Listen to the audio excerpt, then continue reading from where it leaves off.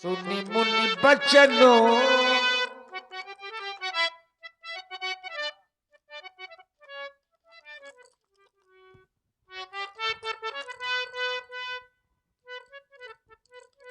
सुना।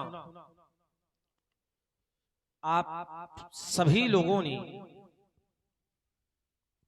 श्री भार्गव परशुराम जी की वाणी को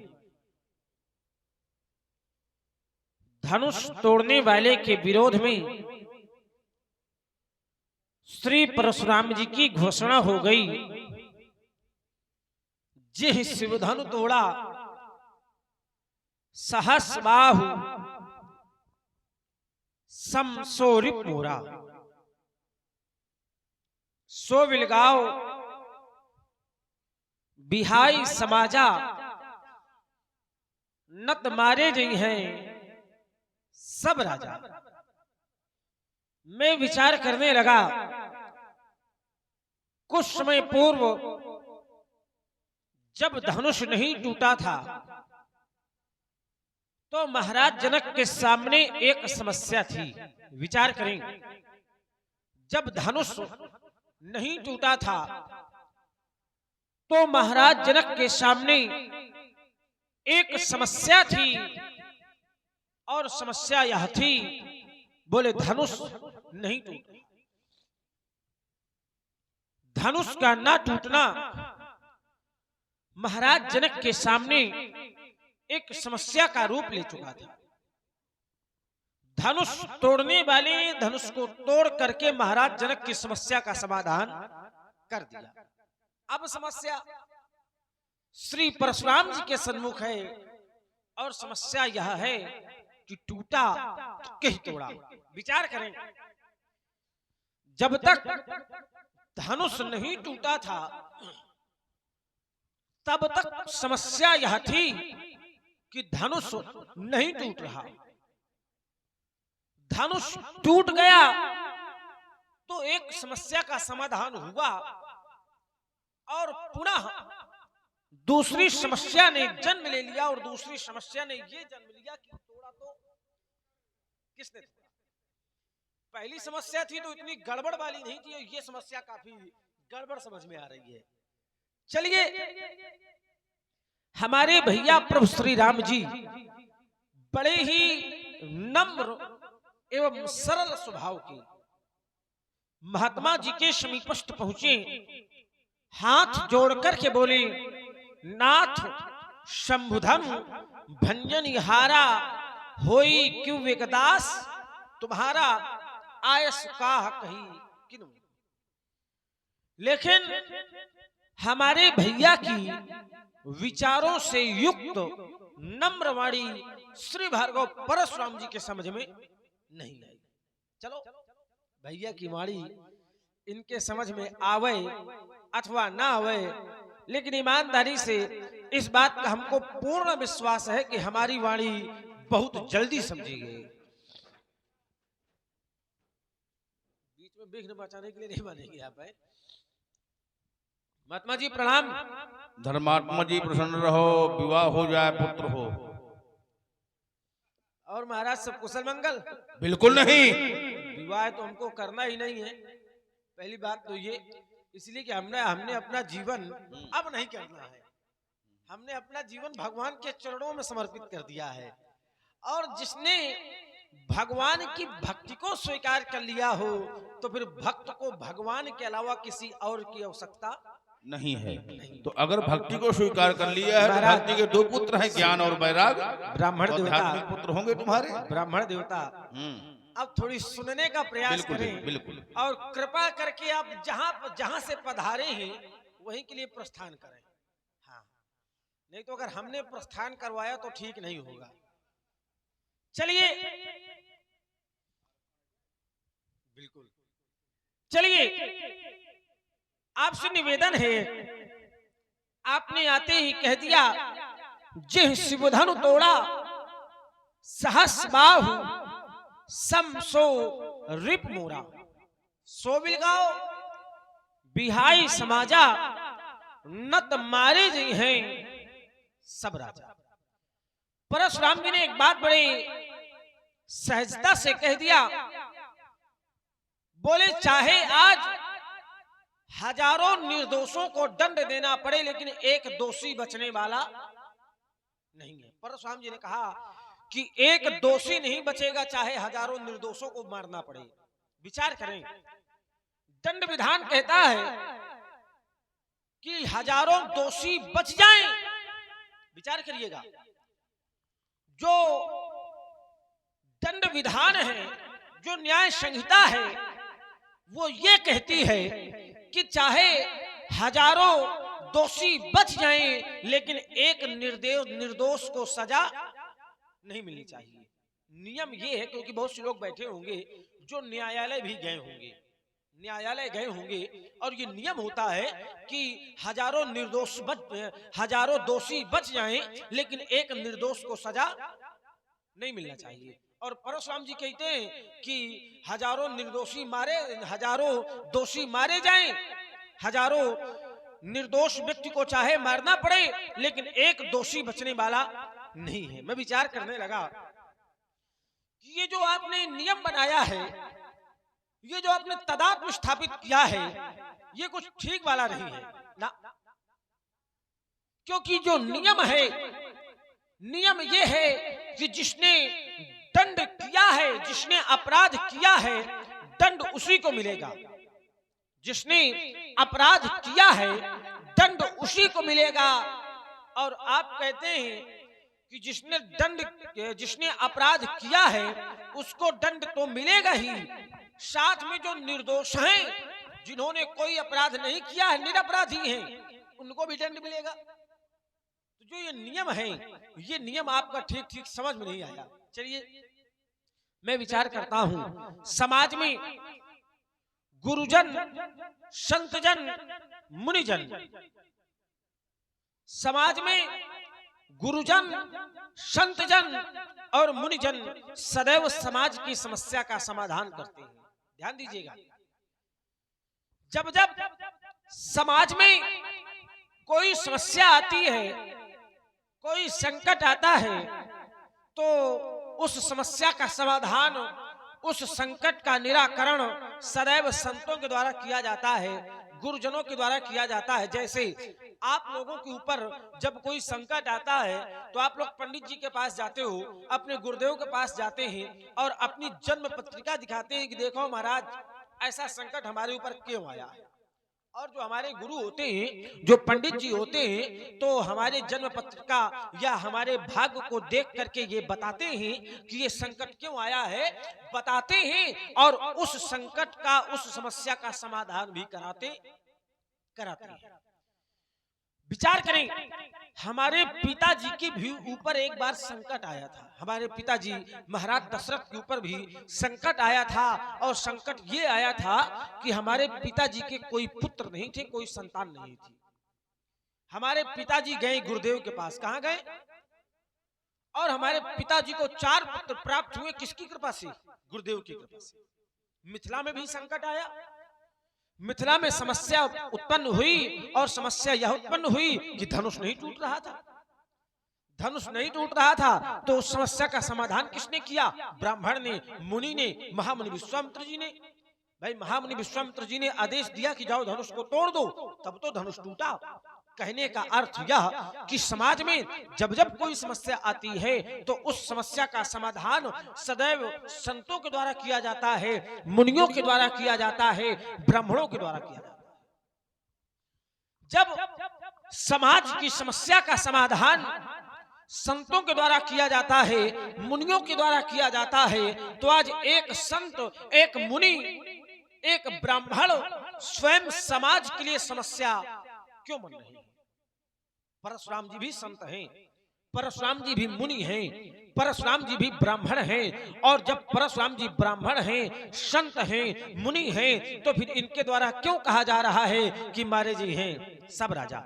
क्यों? क्योंकि संतों का काम समाज की समस्या का समाधान करना है, ना कि समस्या उत्पन्न करना।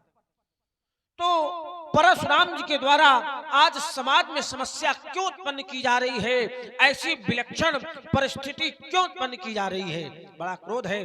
क्रोध का कारण धनुष का टूटना। एक बात बता दे महाराज आपको, बहु धनुही तोरी लड़काई अश्रीष कहूं न किन गोसाई। मैंने बाल अवस्था में लड़काई में बहुत सी धनुहियां तोड़ डाली, तब आपके द्वारा ऐसा क्रोध कभी नहीं किया गया। आज अपार क्रोध किया जा रहा है, कारण धनुष का टूटना। एक बात बता दे महाराज आपको, महाराज परेशान न होइए आप, ये तखत नहीं हिल रहा है, ये आपके पैर हिल रहे हैं। हाँ,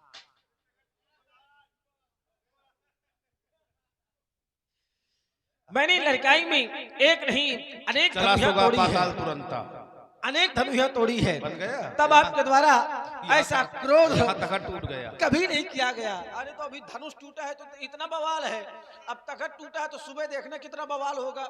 जिसका तखत है वो निकलने नहीं देगा यहाँ से, परेशान न हो आप। तो क्यों नहीं, धन पर ममता, तखत के हम शत्रु हैं क्या अगर किसी ने छेड़ दिया।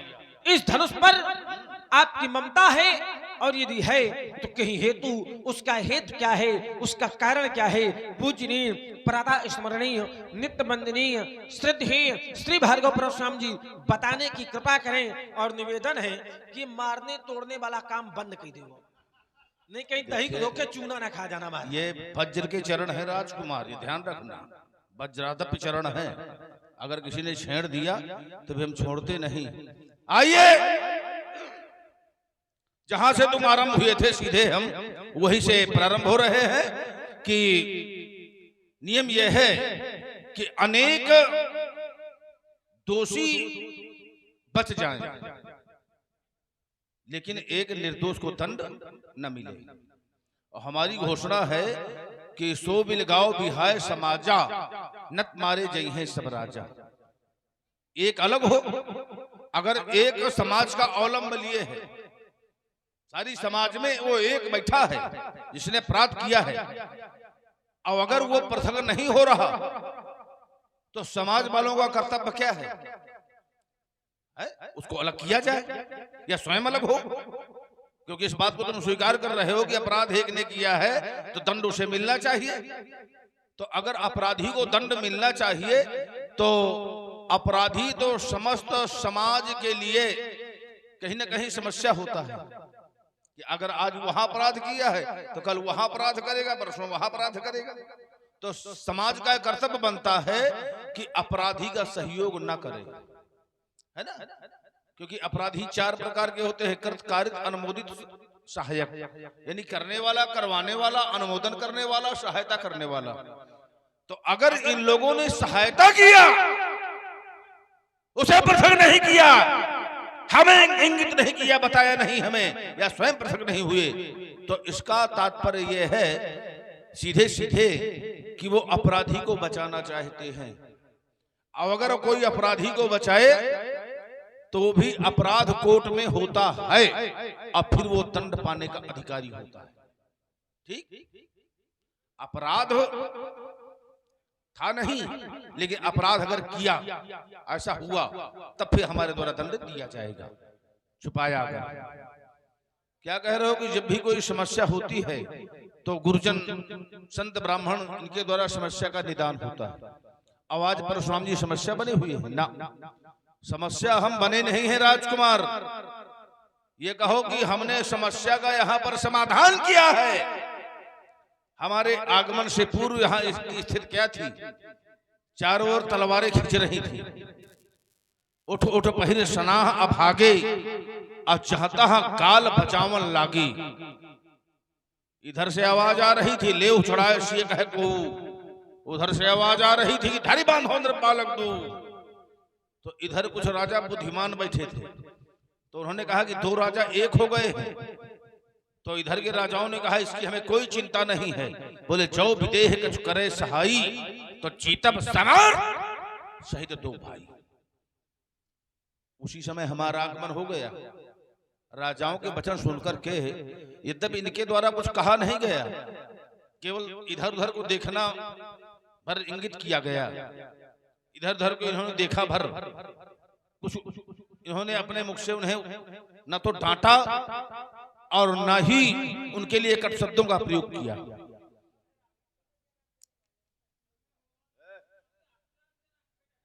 आगमन हो गया।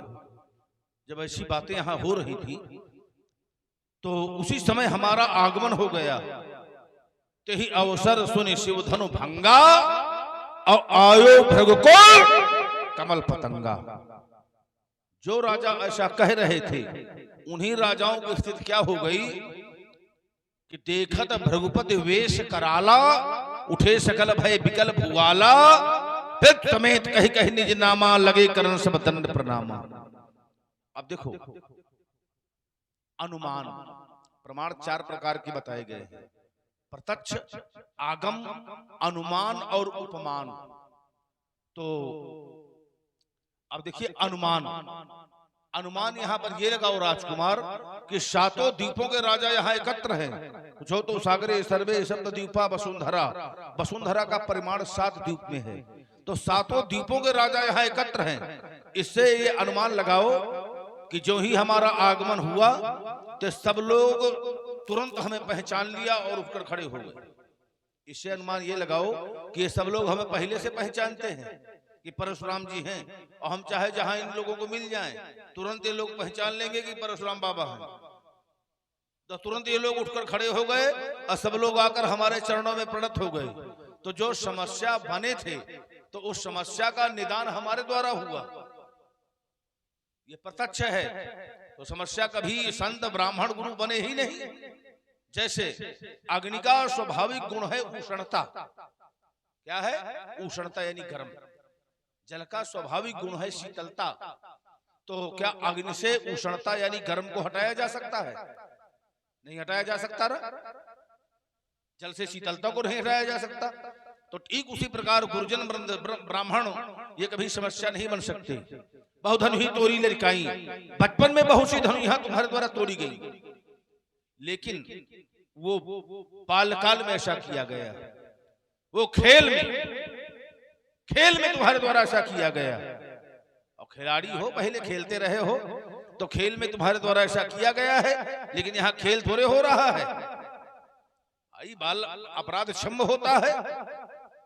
5 वर्ष की अवस्था तक लड़काई मानी जाती है, और उस समय जो अपराध होता है उसको अपराध में नहीं लिया जाता।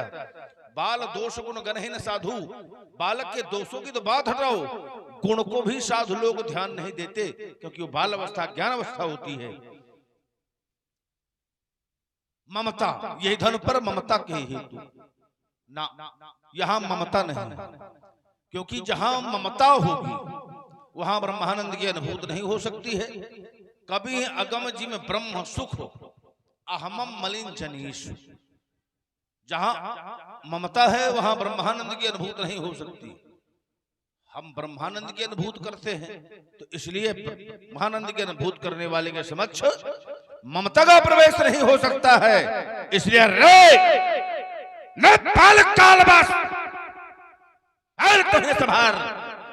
धनु ही सम, ये त्रिपुरार धनु विदित सकल संसार। चलिए, सभा में उपस्थित सभी श्रोही श्रोता पुनः अपना अपना ध्यान हमारी ओर केंद्रित करें, और जो ये तर्कों की माला चल रही है, सरिता प्रवाहित हो रही है, इस सरिता में गोते लगाते हैं। परशुराम जी कहते हैं कि रेन्द्र बालक काल बस, रे राजा के पुत्र तू काल के बस में ही।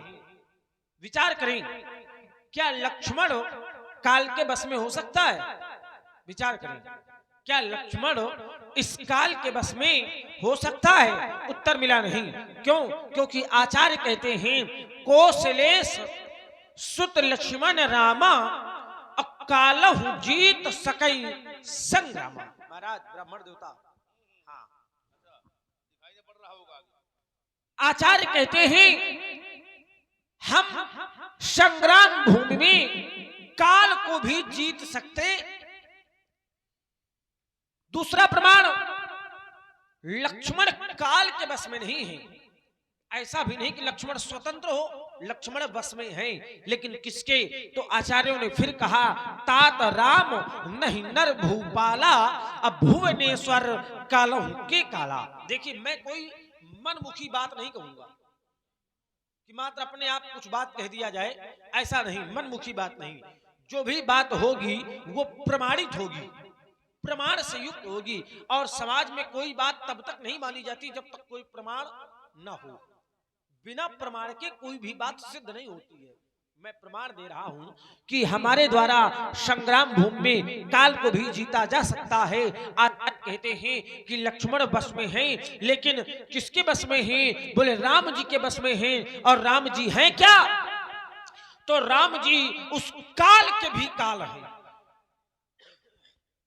आचार्य कहते हैं अकाल मृत्यु वो मरे जो काम करे चंडाल का, और काल भी उसका क्या करे जो भक्त हो महाकाल का या भगवान का, है ना। तो काल हमारा कुछ भी करने वाला नहीं है। एक बात। दूसरी बात, आपने कहा राजकुमार हमें ब्रह्मानंद की अनुभूति हो गई है, इसलिए हम ममता के बस में नहीं हो सकते ना। ऐसा आपसे किसने कहा कि जिसको ब्रह्मानंद की अनुभूति हो जाए तो उसके हृदय में ममता नहीं होती है? महाराज, जिसको ब्रह्मानंद की अनुभूति हो जाए तो फिर वहां क्रोध नहीं होता है। विचार करें। परशुराम जी कहते हैं कि हमको ब्रह्मानंद की अनुभूति हो गई है, इसलिए हमें ममता नहीं हो सकती है। तो जिसको ब्रह्मानंद की अनुभूति हो जाती है उसको क्रोध भी नहीं होता है। आचार्य कहते हैं, ध्यान दीजिएगा, उमा उमा जे राम चरण रति विगत काम मद क्रोध हो, तो निज प्रभु में देखिए जगत के हिसन करी विरोध।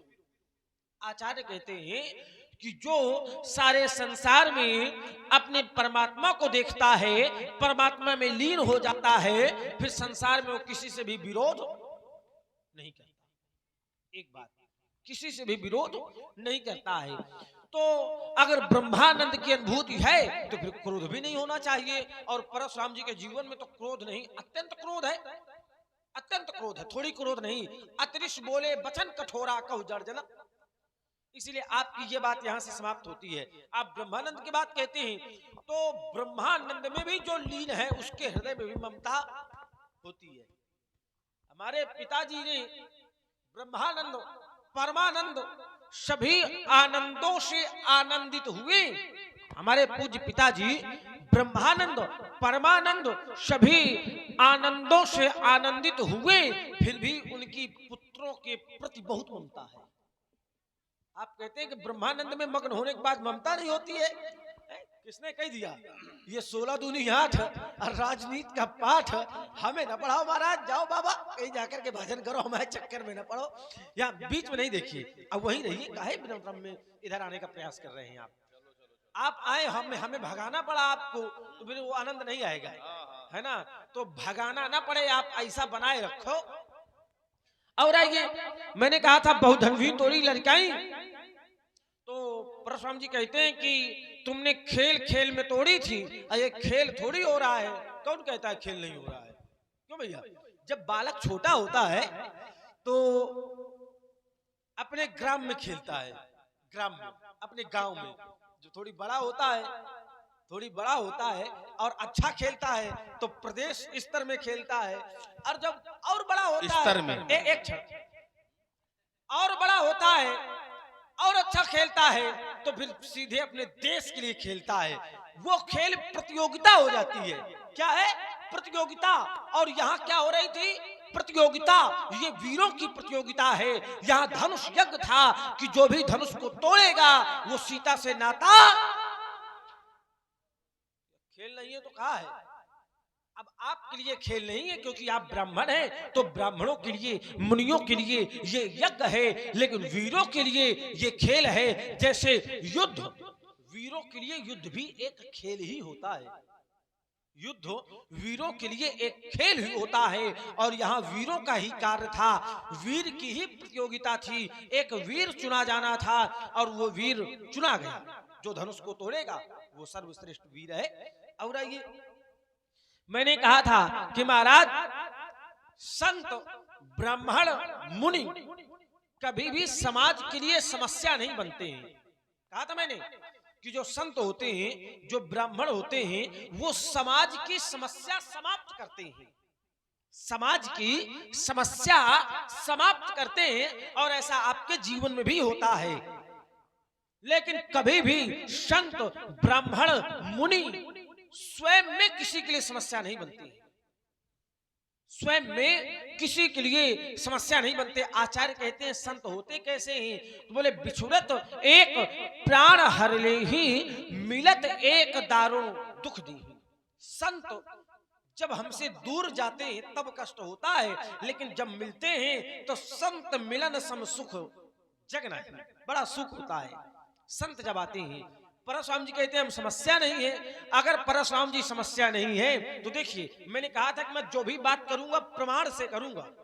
आचार्य कहते हैं सुर मुनि नाग नगर नर नारी सोचे ही सकल त्रास उर भारी। सब देवता मुनि नर नारी सब भयभीत हैं, सब भयभीत हैं। त्रास सबके हृदय में भय है, काहे से? परशुराम जी के कारण सब भयभीत हैं। मन पश्चात सी महतारी अब विधि अब सबरी बात बिगाड़ी। भैया जहां बनी बनाई बात बिगड़ जाए वो अच्छा होता है कि बुरा होता है? भाई जिसके आने से बनी बनाई बात बिगड़ जाए तो उसको अच्छा कहेंगे कि बुरा? अच्छा, परशुराम जी के आने से बनी बनाई बात बिगड़ गई है तो परशुराम जी अच्छे हुए कि बुरे? अब बोलो, अब बोलो बुरे। चलिए एक बात और, दो शब्दों में, बस दो शब्दों में कहते हैं कि देखो हम जैसे यहां पर आए तो हमको बताना नहीं पड़ा, ये सब लोग हमको जान गए। 7 द्वीपों के राजा यहां बैठे हैं, और ये 7 द्वीपों के राजा, ध्यान दीजिएगा, परशुराम जी कहते हैं कि ये 7 द्वीपों के राजा हमें जानते हैं, तो समाज में 2 ही व्यक्ति जाने जाते हैं।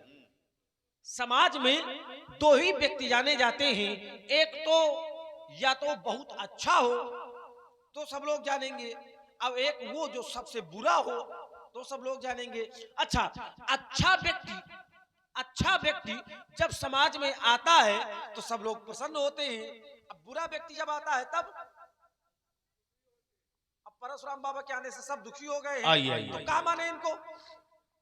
तुम्हारे मानने न मानने से कोई अंतर नहीं है। आइए फिर मैं चिंतन कर रहा हूं।